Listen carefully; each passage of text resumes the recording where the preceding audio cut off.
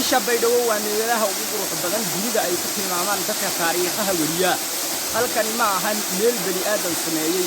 waa meel nature ah oo biyaheeda iska soo muuqada way adag tahay waqtiga hadda la joogo in meelaha qaar ay biyo yaalaan sababtoo ah waxaa soo feestoran bisha March halkan ayaa biyaha ka sii muuqada wiligeeda roob u sababa qubanin dadka qaar ayaa u soo dalxiisa dhalinyaro ayaa idin muuqata jabigooda ba halkan u yimaaday inay sawiraan qurux badan ku sii galaan si ay u dhigaan baraha bulshada aad ay ugu faraxsan yihiin waxayna ku qanacsan yihiin nolosha caad ay kaga nool yihiin dalkooda iyo quruxdooda ma doonayaan inay sii tagaan meel ka sii fog dalkooda because waxay arkayaan quruxda dalkooda iyo biyaha oo ah meel la yaabo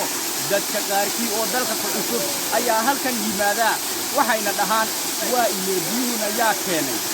halkan ayaa u malaynaysa meel dunida inta kale waxaa la sheegay inay jirto meel ka mid ah dalka Turkiga gaar ahaan caasimadda Istanbul oo loo bixiyay Berbera ama Isha biyaha sababtoo ah halkaa oo laga tilmaamay in biyo ku soo burqadaan meeshan ayaa ah meel si qurux badan Maxamed Nuur Faransa